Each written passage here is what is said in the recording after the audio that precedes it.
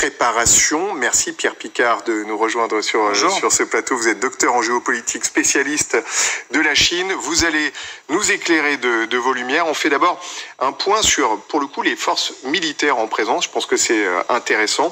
C'est les indispensables de Fanny Weil. Bonsoir Fanny. Bonsoir Emmanuel, bonsoir à tous. Alors, quel est précisément l'état des forces en présence dans la région ? Eh bien, il y a clairement un déséquilibre, Emmanuel, entre d'un côté l'armée chinoise, forte de 2 millions de soldats actifs, et l'armée taïwanaise, 170 000 hommes. Déséquilibre aussi du côté du matériel. La Chine possède plus de 5 200 chars et blindés contre 1100 pour Taïwan. Elle a aussi plus de 2300 avions, contre environ 700 pour Taïwan, 777 navires de guerre côté chinois contre 117, dont 79 sous-marins pour la Chine, contre 4 seulement pour Taïwan. En clair, la Chine domine Taïwan en tout point. Mais c'est sans compter sur le soutien américain. Les États-Unis ont promis d'intervenir militairement en cas d'opération armée chinoise sur le sol de Taïwan.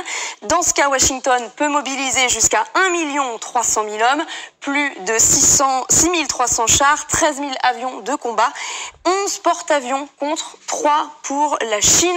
Les États-Unis comptent également plus de sous-marins, de croiseurs, de destroyers à propulsion nucléaire que les Chinois. Sans compter que les Américains appartiennent à l'OTAN, alliance militaire d'envergure. Côté logistique de déploiement, les États-Unis disposent de bases militaires un peu partout, regardez, dans le Pacifique, au Japon, en Corée du Sud, sur l'île de Guam, aux Philippines.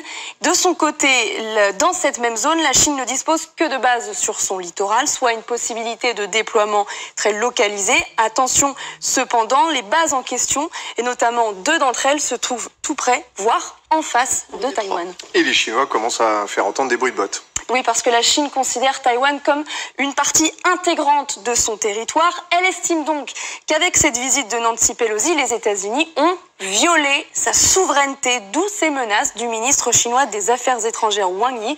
Écoutez. 北方打着所谓民主的幌子，在干着侵犯中国主权的勾当，玩火者绝对没有好下场，犯我中华者必将受到惩处。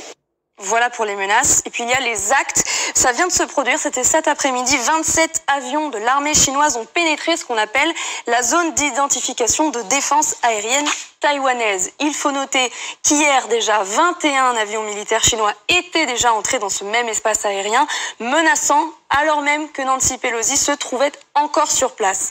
Dans le même temps, des files de chars chinois sont arrivés aux alentours de la ville côtière de Xiamen. C'est une ville qui fait face à Taïwan. Et ce n'est pas tout. La Chine prévoit d'importants exercices militaires dans ces 6 zones que vous voyez en violet ici, tout autour de l'île de Taïwan, l'encerclant même à 20 km seulement de ses côtes. En clair, des exercices dans les eaux territoriales de Taïwan avec des tirs de munitions réelles de longue portée. Et victime immédiate de tout conflit, une petite île, celle de Kinmen. Exactement, l'île de Kinmen, 100 000 habitants.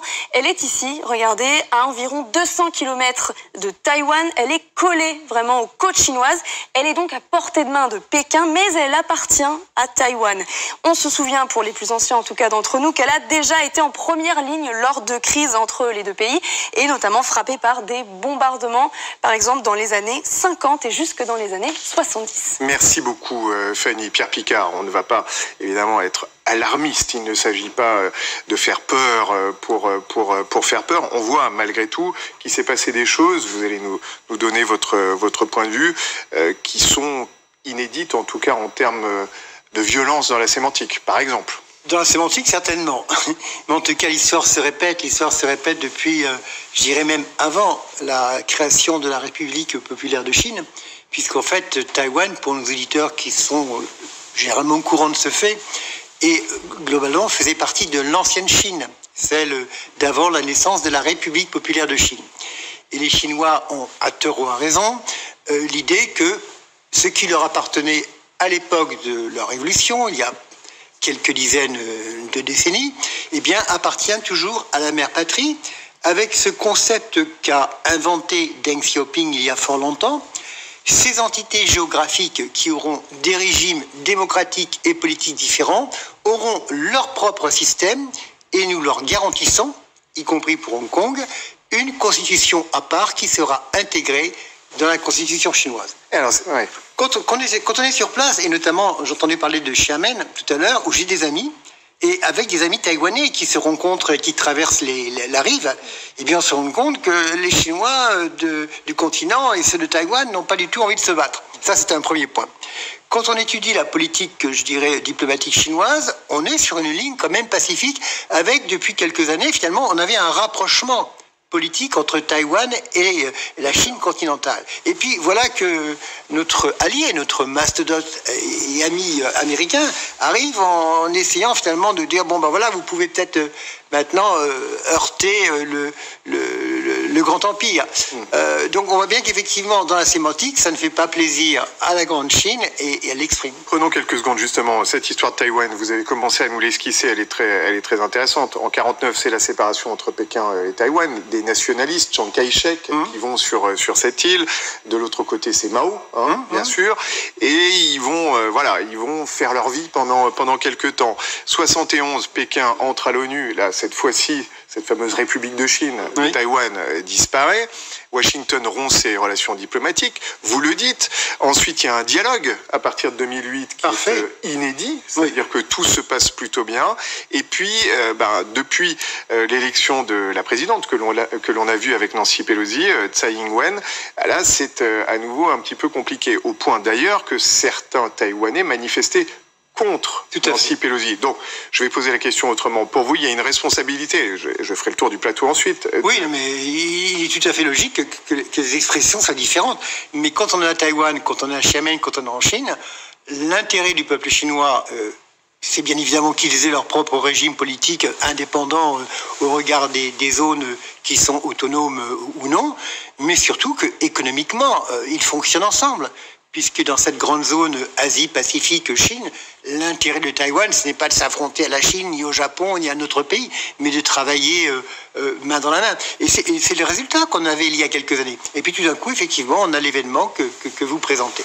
Alors, c'est la faute de ces Taïwanais quand même. Ils sont pas sympas. Ils aiment la démocratie, c'est quand même rude. Voilà, Monsieur Ménard, vous savez que je vous aime particulièrement bien, mais effectivement, la démocratie, elle existe aussi en Chine. Mais il faudra qu'un jour je vous invite à venir là. Tout le monde, moi ils m'ont foutu dehors de Chine, donc je vais pas y retourner. Logique, hein. Moi, je Mais voilà, aller, c'est quand même sidérant le discours. On vient d'expliquer ici ce que ce régime russe. Et maintenant, vous allez nous faire le coup d'un régime démocratique en Chine. Enfin, il y a un goulag chinois. Ah oui, vous avez Monsieur Ménard... Attendez, si vous êtes malheureusement tibétain... Ne parlez pas plus fort que moi, vous n'allez pas avoir raison parce que vous parlez plus fort. Attendez, tibétain, ouïghour, c'est vrai que vous êtes bien traités. C'est vrai que les Chinois, Pékin...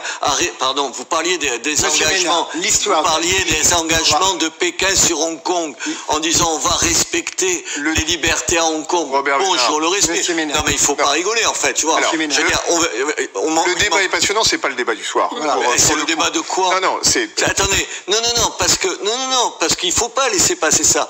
Parce que Madame Pelosi, on peut pas lui reprocher d'avoir découvert hier matin que les droits de l'homme étaient violés. Attendez, laissez-moi. D'affirmer la prédominance américaine. Était violé demain. Depuis le lendemain de Tiananmen, elle était là à protester contre la violation des droits de l'homme dans ce régime que vous chérissez. C'est ça la régime. Excusez-moi, Monsieur Ménard, je ne chéris aucun régime politique. Je donne simplement des faits. C'est une démocratie, non mais ça. Alors, je vais. Vous allez c'est une démocratie populaire. On va voir. Voilà. C'est juste le mot populaire derrière, tu vois. Quand t'es opposant, tu finis où? Allez voir. Alors, revenons. Mais c'est vrai, en Chine, vous n'avez pas enquête. Non, mais en fait, il n'y a pas que moi qui pense autour de ce bureau. Il n'y a pas que moi qui pense de la même façon. Non, mais je ne crois pas que mes voisins imaginent que la Chine soit une démocratie. Je ne sais pas si je vais vous départager, en tout cas. Non, mais c'est... Non. C'est pas de... Non. Je ne vous laisserai pas dire ça. Attendez. Il n'y a pas deux points de vue. Il y a un point de vue qui dirait « Oh, mais c'est une démocratie », et puis un point de vue qui serait à peu près de la même crédibilité, qui dirait « Il n'y a pas de démocratie ». démocratie. Il faut pas se foutre du monde. Quand même, si vous êtes chinois et que vous pensez pas comme le Parti communiste chinois, qu'est-ce que vous êtes? Laissez Pierre Picard répondre et on passe à autre chose. La Chine est en phase de devenir un régime démocratique populaire et vous le verrez bientôt. Bon, vos points de vue sont irréconciliables. On va revenir à la c'est pas géopolitique. 2 points de vue. Il n'y a pas 2 points de vue. Il n'y a pas 2 et 2 font 4, 2 et 2 font 5, et il y a un juste milieu, 2 et 2 font 4,5. C'est pas ça la réalité. 2 axes diplomatiques. Nancy Pelosi, qu'a-t-elle dit pendant cette visite? C'est intéressant. Elle a rappelé qu'il y avait un soutien inconditionnel des États-Unis à l'île. On rappelle que l'île est donc sous statu quo. Hein. C'est un régime. Voilà. C'est le Québec de l'Asie d'une certaine façon. Et puis elle a dit quelque chose d'autre qui va rejoindre ce que dit Robert Ménard, c'est que ça ne contredit pas la politique américaine vis-à-vis de la Chine. Pour le dire autrement, elle a parfaitement le droit en tant que chef des députés américains d'être là. Les Russes, évidemment, et là on va parler de 2 axes. Avec vous deux, vous avez l'air un petit peu plus calme de l'autre côté du plateau. Moi, les Russes, je vais pas rester calme quand on dit des choses pareilles. Il faut pas rigoler.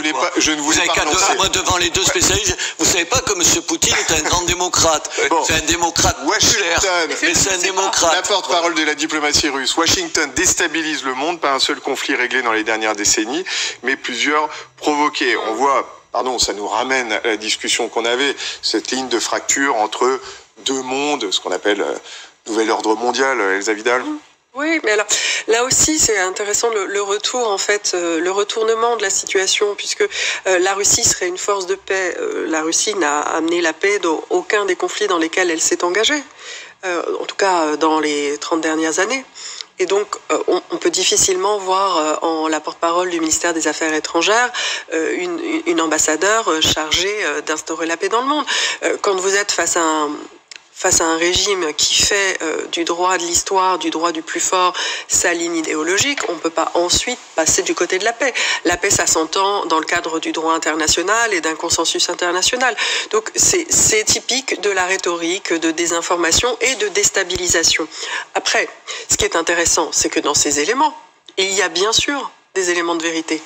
Évidemment, les États-Unis sont aussi une puissance qui a une approche de maximalisation de ses intérêts. Et évidemment, les États-Unis sont aussi coupables de guerres sanglantes. On pourrait longuement parler de l'Irak et du prix payé par ce pays et ses habitants. Il ne permet pas pour autant de conclure qu'il faut se ranger du côté de la Russie. Bon, Pierre Servan. Ni de la Chine, parce que finalement, si les deux chefs d'État se sont si bien entendus, notamment à l'ouverture des Jeux Olympiques de Pékin, en expliquant qu'ils étaient liés par une indéfectible amitié et qu'ils entendaient donc, dans la mesure où ils étaient les seules 2 vraies démocraties du monde, donc en tout cas ils partagent ce point de vue qui n'est évidemment pas du tout mon point de vue, et ils entendaient également lutter contre les falsifications de l'histoire. Donc le point commun notamment entre la Chine et la Russie, c'est un hyper-nationalisme des 2 côtés. D'ailleurs c'est assez intéressant du côté des Chinois, les diplomates chinois qu'on appelle maintenant les loups guerriers, c'est-à-dire qu'ils ont un peu oublié les pratiques diplomatiques, donc ils sont extrêmement, comment dirais-je, rentre dedans entre guillemets. Très souvent, ils disent à leurs interlocuteurs occidentaux, vous savez, vous ne devriez pas vous opposer à notre politique, à ce qu'on veut faire sur Taïwan, sur Hong Kong, ailleurs, etc. Parce que les jeunes générations chinoises sont encore plus nationalistes que nous, et elles vous feront payer au prix fort le fait de vous opposer à cette posture hégémonique. Et puis je termine en répétant la chose, la Chine est un authentique régime totalitaire, il n'y a pas un item, vous prenez tous les critères de sciences politiques sur qu'est-ce que c'est qu'un État totalitaire, il en loupe pas un. Bon, avant de vous rendre la parole à tous les 3, Jean-Éric Branin nous fait l'amitié d'être en direct avec nous, spécialiste des États-Unis, maître de conférence à Assas Paris 2. On va voir comment ça a été vécu côté américain, parce qu'il y a aussi un enjeu de fierté nationale sur cette visite de Nancy Pelosi. Elle finissait par être inéluctable, même s'il y a eu un petit moment de valse-hésitation. Oui, bah écoutez, je lisais le Washington Post il y a un quart d'heure, j'avais l'impression d'entendre Robert Ménard, c'est à peu près les mêmes mots. Il commençait en écrivant dans son éditorial, je ne m'entends sur rien avec Nancy Pelosi, mais il fallait le faire parce que la Chine est un pays totalitaire et qu'il fallait défendre la liberté et la démocratie. Et c'est à peu près l'esprit des Américains ce soir, qui considèrent que la présidente de leur Assemblée nationale, de la Chambre des représentants des États-Unis, a eu raison de faire ce déplacement parce que effectivement la Chine repoussait les frontières un peu trop loin dans la violence vis-à-vis de l'île, et qu'il fallait donc mettre un coup d'arrêt, et c'est ce qu'a fait Nancy Pelosi avec sa visite. En même temps, Blinken a envoyé un message en disant « mais écoutez, tout va bien, on respecte toujours la Chine unique ». Et dans le même temps, Joe Biden envoie un message en expliquant qu'il était absolument nécessaire, et c'est ce qu'il a fait aujourd'hui, de travailler pour que la zone Indo-Pacifique reste libre et que tout le monde puisse s'y déplacer comme il le veut. Les enjeux sont donc assez clairs pour les Américains. Il y a d'un côté la démocratie et de l'autre côté les autocraties. C'est un problème de société. Nancy Pelosi, rappelons-le, et c'est ce que fait Mark Thyssen, qui était d'ailleurs celui qui écrivait les discours de Bush, pour le situer dans le panel américain, rappelle que Nancy Pelosi s'était opposée dans les années 90, au moment où Clinton voulait ouvrir la Chine au monde en lui permettant de prendre pied dans le circuit économique. Eh bien, Nancy Pelosi, déjà à cette époque-là, estimait que c'était une erreur parce que ce pays combattait contre les droits de l'homme et qu'il ne fallait surtout pas laisser une puissance qui pouvait devenir hégémonique avec l'esprit qu'elle avait pouvoir s'implanter dans le monde. Les républicains aujourd'hui estiment que Pelosi a eu raison il y a très longtemps. Ils ont signé, les républicains, également une deuxième tribune soutenue par Mitch McConnell, qui est le responsable des républicains au Sénat, et qui estime là aussi que l'aide que doit apporter les États-Unis doit être inconditionnelle et qu'elle doit être forte, y compris par la force si nécessaire. Merci Jean-Éric Bernat, vous restez avec nous. Je reviens vers vous. Oui, j'aimerais bien répondre rapidement à l'ensemble rapidement, et puis on retournera à Taïwan. Oui, rapidement, parce qu'en fait, si vous voulez, il n'y a pas d'abord une démocratie. Nous avons des démocraties dans le monde en construction. C'est parfois dur. Il y a aussi des révolutions. Nous sommes passés par là. Et il faut, je pense, aujourd'hui, c'est mon point de vue, arrêter de penser que nous sommes les meilleurs en Occident, que nous voulons dominer le monde. Nous avons raison, par contre, de défendre nos valeurs occidentales, nos libertés, nos systèmes de vie, mais aussi notre regard doit être différent. À l'époque de l'OTAN, lorsque l'OTAN a été créée, effectivement, nous dominions le monde. On a envahi l'Inde, on a envahi la Chine. Aujourd'hui, excusez-moi du peu, les choses vont changer. Il est quand même plus préférable pour nos amis, le peuple américain, pour nos amis chinois, russes, je parle des peuples, que nous construisions la paix dans le monde. Mais ne rêvons pas. Nous n'allons pas construire un régime démocratique calqué sur la volonté de M. Biden, que je respecte fort bien, ou de Mme Pelosi. Donc, nous avons des systèmes, et il vaut mieux regarder aujourd'hui vers une diplomatie qui soit une diplomatie qui encourage l'économie et les partenariats, plutôt que d'essayer d'opposer les blocs comme on le fait. Alors justement, on parle d'économie, on va en parler, parce que en arrière-fond, il y a l'économie. Et d'ailleurs, si on regarde le trajet de Nancy Pelosi depuis le début de sa tournée avec ses confrères et consoeurs, c'est très intéressant. Elle passe bien sûr par Singapour, elle va en Malaisie, c'est intéressant. Elle passe donc ensuite par Taïwan, la Corée du Sud, le Japon, bref, tous les alliés régionaux et qui sont des partenaires économiques indispensables. Et peut-être pour mettre tout le monde d'accord, là, en termes économiques, la Chine ne peut pas se permettre de se brouiller avec l'Occident. L'Occident ne peut peut-être pas se permettre de se brouiller avec la Chine non plus. Et sur le point économique. Le rapport des forces a changé, puisqu'auparavant, globalement, l'Occident, pourquoi pas, c'est une époque de l'histoire, assumons-la, imposer ses valeurs, imposer par la force, par l'économie et par d'autres méthodes. Aujourd'hui, les choses ont changé. Le poids économique que nous représentons aujourd'hui est nettement inférieur. Et vous avez des accords économiques, commerciaux avec l'Inde. Et on voit bien, notamment sur le conflit de l'Ukraine dont vous parliez tout à l'heure, que les réactions sont un peu plus timides parce que les gens veulent essayer. Ce n'est pas pour justifier le conflit en Ukraine, mais que les gens veulent essayer de construire un monde nouveau où on sera moins en rivalité.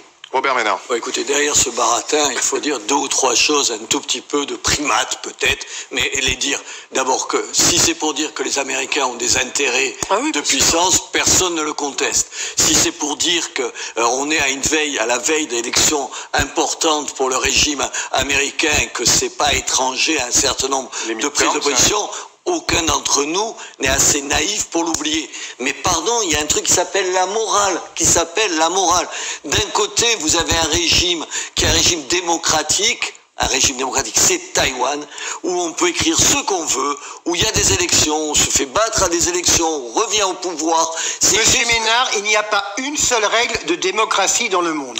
La démocratie, elle se construit. C'est ça. Elle se construit pour les valeurs humaines, je l'ai entendu pour les valeurs fondamentales. Pendant 30 ans par tous les Monsieur Ménard. Alors, revenons sur la question. Non, ce que je veux dire. Et aujourd'hui, c'est la morale. Madame Pelosi, vous pouvez pas lui dire qu'elle n'a pas de suite dans les idées. Je le répète, depuis 40 ans, elle se bat pour qu'on fasse respecter les droits de l'homme en Chine. Ça peut paraître d'une naïveté totale. La moitié du personnel politique français, alors là, de droite comme de gauche, d'anciens premiers ministres et tout, ont passé leur vie à cirer les pompes du régime chinois. Je vous rappelle qu'en 2008, je me suis battu avec d'autres pour que, à la cérémonie d'ouverture, un certain nombre de chefs de l'État, vous étiez là, un certain nombre de chefs de l'État, vous vous rappelez, ne soient pas présents. C'est pas boycotter les Jeux Olympiques.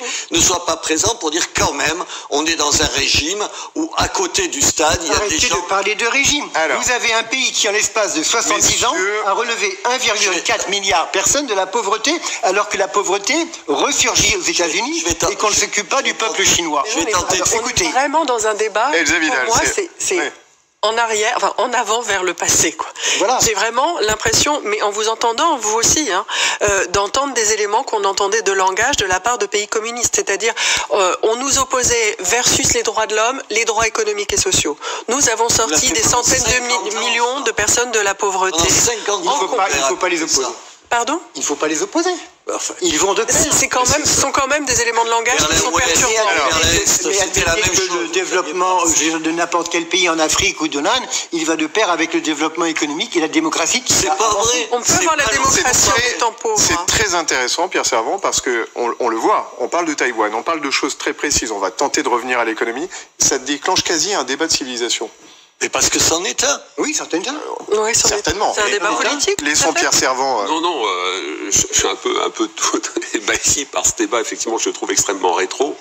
En plus, quand vous entendez parler de démocratie populaire, je me souviens, après l'effondrement du bloc soviétique, d'être parti, j'étais journaliste au Monde à l'époque, dans les anciennes démocraties populaires. Donc, Hongrie, Pologne, on ne peut pas comparer, hein. Pardon ?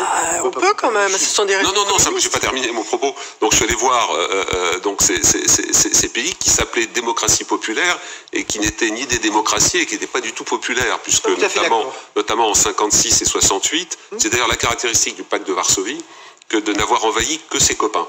C'est la seule alliance militaire qui a tué ses potes, quoi, pour faire simple. Ce que je veux dire par là, c'est que pour avoir discuté donc avec le gouvernement qui se mettait en place dans ces différents pays, ce qui décrit, d'abord il disait deux choses. Un, on veut rentrer dans l'Union européenne parce que c'est la liberté et que nous avons été privés de liberté et nous avons vécu dans un système mensonger qui passait son temps à raconter que c'était la plus belle zone de liberté, que tout était extraordinaire, alors qu'en fait la privation de liberté était partout. Et donc on a soif de retrouver ça dans la famille européenne. Et puis ils expliquaient qu'ils voulaient rentrer dans l'OTAN parce qu'ils disaient l'ours russe se réveillera un jour, il faut nous protéger. Donc ce que je veux dire par là, c'est que... Mais on ne peut pas comparer les deux blocs. Non, je suis d'accord que c'est pas tout à fait pareil, mais le propos consistant à dire oui, mais tout est un peu relatif, finalement il y a différents modèles de démocratie. Non, il y a des critères très très simples. Je l'affirme. Est-ce que vous pouvez dire en Chine, aujourd'hui... Vous n'avez pas un modèle démocratique qui se ressemble par rapport à un autre. Certains modèles démocratiques occidentaux, dont les États-Unis, ont été créés alors qu'il y avait l'esclavage. Donc laissons les sociétés évoluer. Il y a deux pays qui viennent de rentrer dans l'OTAN, la Finlande et la Suède. Oui. C'est une république et une monarchie. Oui. Il y a plusieurs modèles démocratiques. Mais les critères de fond sont très clairs. Est-ce qu'on peut dire en Chine aujourd'hui que Xi Jinping est un tocard, qu'il ne faut pas... Que Xi Jinping est un tocard, est-ce qu'on peut dire ça ? Absolument pas, non ? Oui, absolument, on peut pas le dire. Est-ce qu'on peut, par exemple, dire, mais c'est inadmissible qu'il ait fait sauter les cliquets limitant le nombre de mandats. Mais vous savez, ça, monsieur, c'est votre point de vue d'occidental. Mais non, pas du tout. Bien sûr que non. Il faut avoir cette capacité. Il faut avoir, je crois, cette capacité. Et je ne parle pas que de la Chine, je ne suis pas chinois, je suis français et fier de l'être. Il faut avoir cette capacité de se transplanter dans les autres pays, l'Afrique, l'Inde, les autres pays, pour voir comment les gens vivent et comment on peut tirer du positif avec. Je vous rappelle que les soutiens de l'Union soviétique... Arrêtons de critiquer les autres nations. Les soutiens de l'Union soviétique, pendant 70 ans, on nous a servi cette soupe-là, en disant, mais on ne peut pas comparer.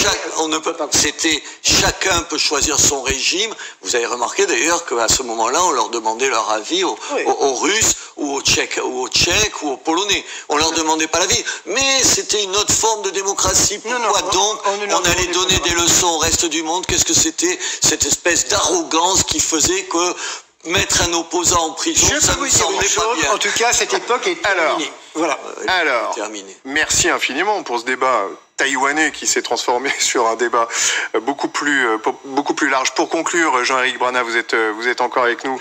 Je reviens sur la question qu'on a tenté de se poser au départ avec ces bruits de bottes ou ces risques de guerre. Il n'y a pas d'inquiétude côté américain. Ils sont assez présents dans cette zone militairement, notamment les Américains. Enfin, on sait que les Chinois sont devenus très importants sur ce terrain-là. Alors, je pense qu'aujourd'hui, personne ne pense qu'il va y avoir une guerre entre les États-Unis et la Chine. Les Chinois n'ont pas montré de velléité de faire la guerre à Taïwan. C'est vrai qu'il y a eu des déclarations comme quoi la réunification devrait se faire pour cette génération présente, donc on se dit à 15, 20, 25 ans. Mais pour autant, on a l'impression que, et on le pense assez fortement de façon générale, si on observe la situation, que ça ne se fera pas. Et les Américains ayant montré qu'ils avaient une volonté très forte de soutenir Taïwan, on ne voit pas comment la Chine pourrait continuer à monter, à avoir des prétentions sur cette île. Alors, en tout cas, dans l'immédiat, on ne peut pas jurer de l'avenir. On l'a déjà vu, bien sûr, tous les préceptes sont fragiles. Mais pour les Américains, il n'y a pas de danger. Mais le peuple américain est très très attaché à l'idée qu'il y ait cette aide américaine. Une enquête très sérieuse d'un centre de recherche, le Pew Research Center, indiquait il y a une semaine que 65% des Américains sont derrière leur gouvernement pour soutenir cette île de Taïwan. Et comme je le disais, les républicains font corps avec les démocrates sur cette question-là. Il n'y a pas un papier de cigarette entre les deux partis pour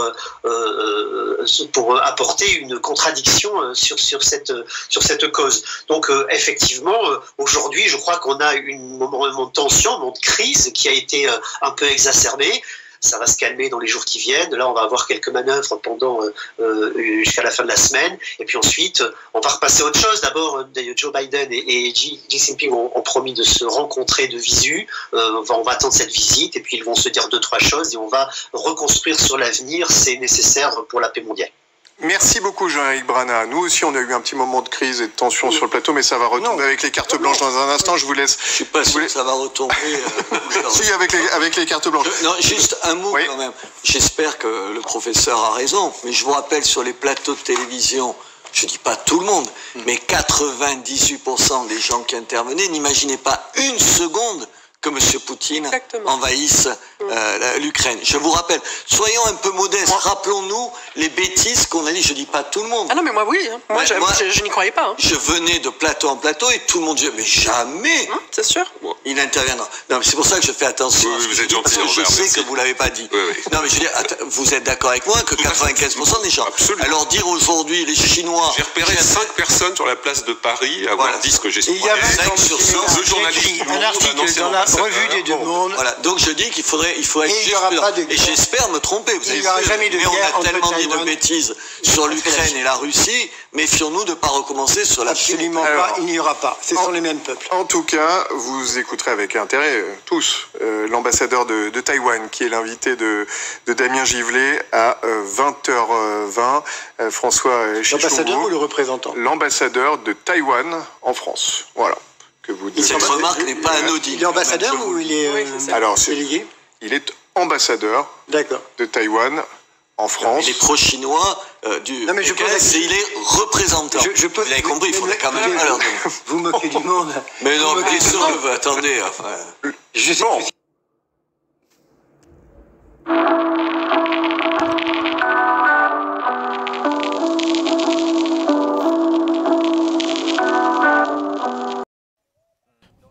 Palais de Kosiam, 26 juillet 2022.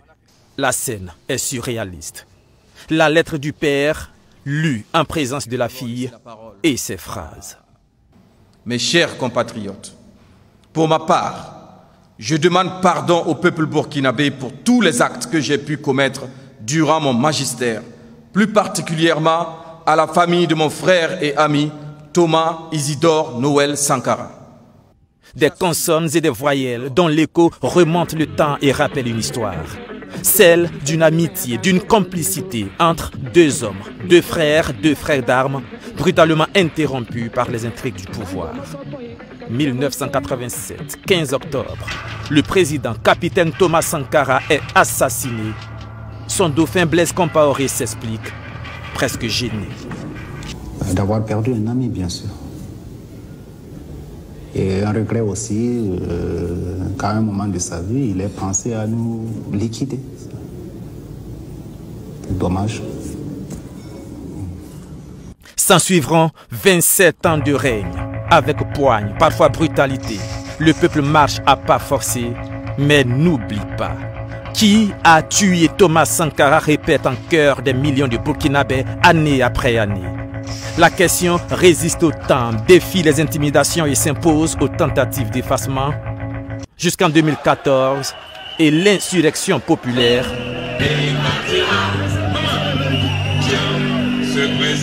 qui force l'homme fort de Ouagadougou à s'exiler en Côte d'Ivoire. Le procès Thomas Sankara s'ouvre enfin. La condamnation à perpétuité de Blaise Compaoré, reconnu coupable pour complicité d'assassinat, est prononcée en pleine transition militaire. Le lieutenant-colonel Paul-Henri Sandaogo Damiba, nouveau président du Faso, initie alors un processus de réconciliation nationale et décide de réunir tous les anciens présidents du Faso à Ouagadougou. Il est temps pour Blaise Compaoré de revenir au Burkina Faso après 8 ans d'exil. Les années ont bien passé. Et c'est un Blaise Compaoré physiquement diminué, la démarche hésitante et le regard promeneur qu'on voit. Le coup d'essai de Damiba vient de se solder par un fiasco retentissant. La faute à un roc Marc Christian Kaboré réticent.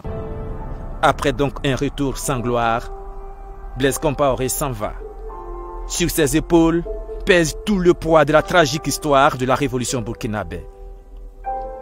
En un instant, il a ce geste, tel un réflexe, comme celui d'un lion à la crinière grisonnante, dans un silence presque véhément, comme pour dire « Je suis fatigué, je vais rentrer à la maison ».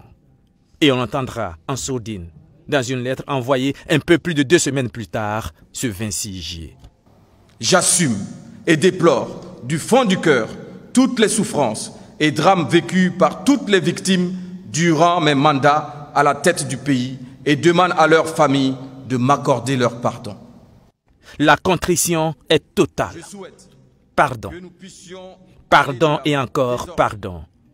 À la famille Thomas Sankara, à celle des victimes de son règne et au peuple burkinabé. L'histoire s'arrêtera-t-elle là? Que vont décider les familles des victimes? Que va décider le chef de l'État? Que va décider la justice? Que vont décider ces millions de Burkinabés?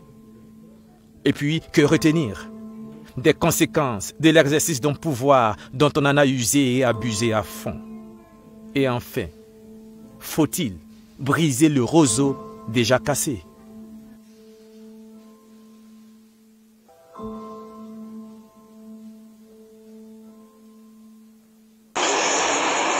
On a dit d'abord avion qu'on a. Et voilà, c'est fait. Assimi Goïta.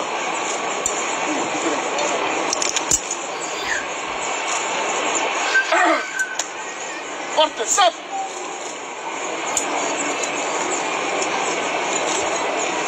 Présentez! Stop!